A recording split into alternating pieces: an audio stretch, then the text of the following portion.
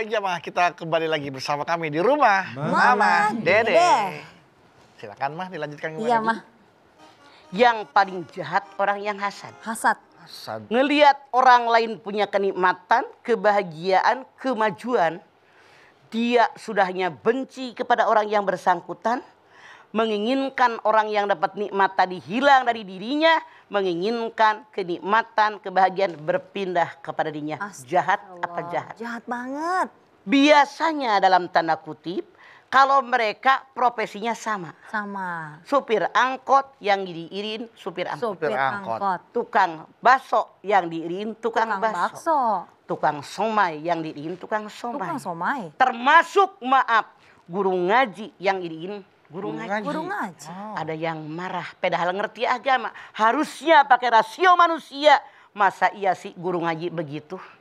Tapi setan kuat merasuk dalam dada mereka. Apapun mereka lakukan, apapun mereka usahakan demi kepuasan batin mereka karena ada hasad.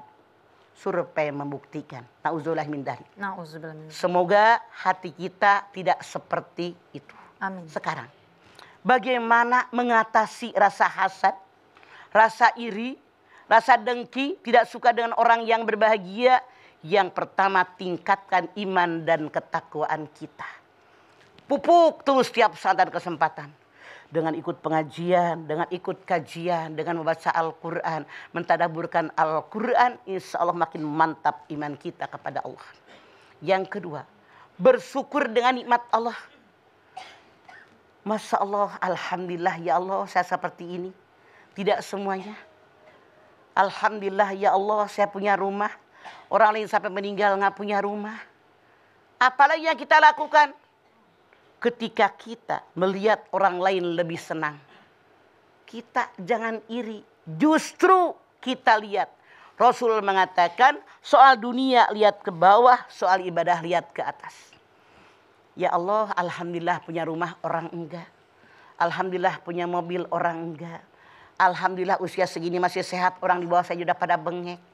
Alhamdulillah makan tiap hari nonton TV, orang lain makan nasi aking, dan seterusnya dan seterusnya. Kemudian soal ibadah lihatnya ke atas. Masya Allah orang bisa tiap malam tahajud 11 rakaat dengan witir.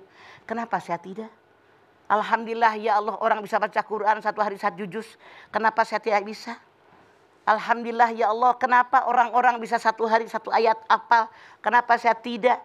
Lihat dalam ibadah lihat ke atas. Cuman punten dalam tanda kutip setan masuk dalam benak kita. Heran ya. Kuliahnya bareng, rumahnya mewah, mobilnya mewah, bininya lihat pakainya perlente banget. Kok begini aja saya? Itu iri. Itu yang salah. Makanya lihat ke bawah dalam dunia, lihat ke atas dalam ibadah. Kemudian apalagi yang harus kita lakukan? Perbaiki sikap kita, perilaku kita selama ini. Apalagi mensyukuri yang kecil. Karena begini, orang yang tidak bersyukur dengan rezeki yang sedikit, bagaimana akan bersyukur dengan rezeki yang banyak? Artinya dia belum bersyukur dengan hati.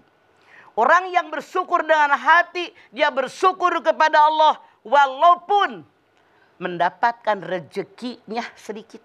Ya. Alhamdulillah ya Allah dapat rezeki seperti ini. Itulah orang yang bersyukur dengan hati.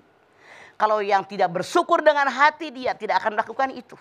Orang yang bersyukur dalam hati, bersyukur kepada Allah Subhanahu wa Ta'ala, walaupun rezeki mereka sedikit.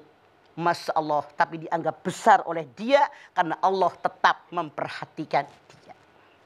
Tuh yang namanya orang yang bersyukur agar kita tidak iri dengan orang. Iya, iya. Melihat orang lain musibahnya lebih berat dari kita, syukur akan tetap nampak walaupun kita kena musibah. Begitu seharusnya kita.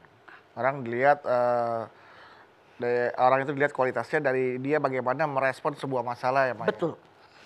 Tapi yang namanya merespon dari pertama masalah timbul responnya benar enggak? Iya. Punten bedu. Karena ada yang ditunda. Responnya negatif, besok udah dapat beri macam-macam baru itu terlambat kan. Orang yang benar-benar sabar dinilai oleh Allah ketika dia mendapatkan musibah, sabar.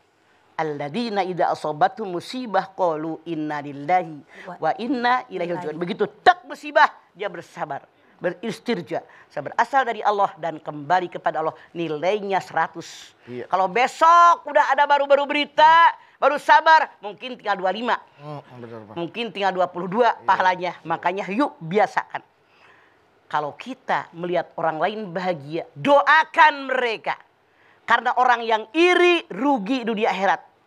Yang dia iriin sekarang dagangnya maju. Yang belanja banyak. Masya Allah. Sebel banget. Tidak sedikit. Gara-gara tetangganya jalannya maju. Dagangnya maju. Dia datang ke dukun. Wih. Kenapa mama ngomong? Sering nanganin tuh jamaah mama. Ada itu, Mama. Ada aja. Pagi-pagi. Mama. Nih lihat tuh. Di halaman warung saya mah kembang ngampar. Aduh. Sama airnya wangi. Udah, lu baca istighfar. Baca Fatihah, Qul Huwalak Binas, baca ayat kursi udah. Kata mama, berdoa semoga kita diberikan keberkahan. Ini tidak sedikit gara-gara iri dukun bertindak. Iya. Kenapa? Ini survei membuktikan.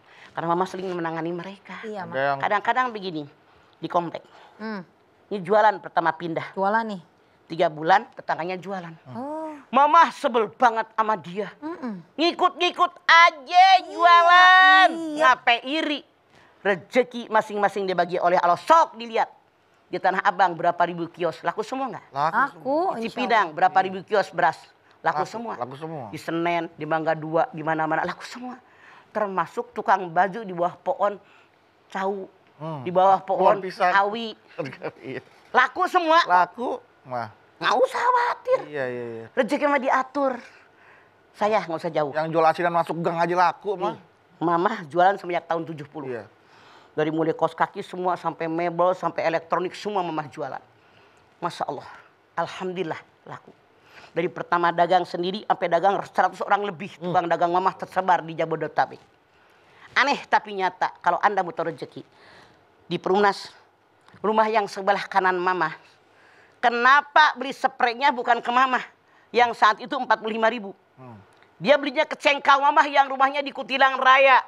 95.000 harganya. Lebih mahal lagi tuh, lebih malahan. mahal. Tapi rezekinya begitu. Iya. Contoh, mama ke pasar. Sekian puluh tahun yang lalu.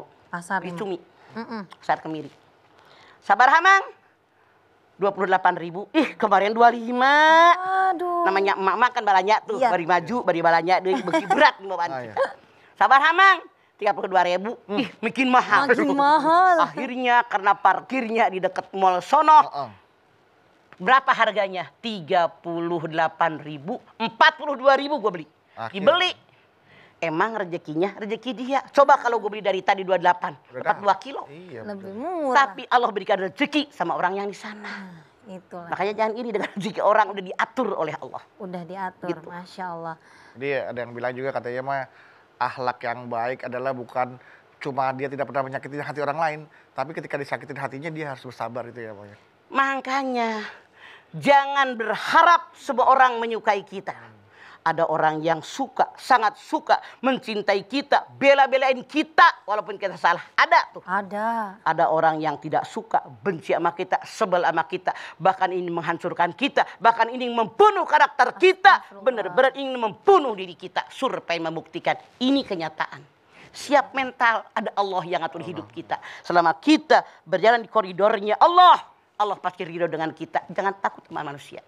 Iya. Ya. Nah berarti kalau kita menghadapi tetangga-tetangga yang iri, bahkan tanpa alasan, kemudian menyebarkan informasi-informasi yang kabur tentang kita. Nah bagaimana kita merespon tetangga yang seperti itu tuh, Mang? Kalau seandainya tetangga yang begitu, Mama yakin. Dia bukan hanya iri dengan kita. Iya. Dengan orang lain yang dia anggap tidak sesuai dengan keinginan dia, pasti tidak suka. Dan dia ngomong bukan hanya seorang, pasti semua orang diracunin tuh. Diracunin ya Allah. Biar ngebenci sama kita. Iya, benar. Kita hanya minta sama Allah. Akhirnya yang namanya emas, yang namanya berlian, walaupun dilelepin di lumpur, ketemu tetap mengkrelep. Tetap. Yang namanya bau, walaupun ditutupi serapat mungkin tetap tercium. Nggak usah takut, nggak usah khawatir. Orang ngomong apa emang gue pikirin. Udah gue lakukan sesuai apa yang Allah kehendaki. Kita tahu ilmunya. Tapi kalau ada yang kritik kita terima. Perbaiki kesalahan kita. Tetap bersyukur kepada Allah. Alhamdulillah ada yang kritik saya. Begitu. Seperti Betul. itu. Baik. Baiklah, kalau begitu Mama, nanti kita lanjutkan lagi ya. Nah, ibu-ibu yang ada di studio, jamaah yang mau nanya mengenai tema kita, iri dengan tetangga, boleh nanya sama Mama. Akan dijawab setelah ini. Yang ada di rumah juga nantikan jawaban Mama atas pertanyaan di Instagram @rumahmamadede_tv1 sesaat lagi. Setelah jeda berikut ini, tetap bersama kami di Rumah Mama Dede.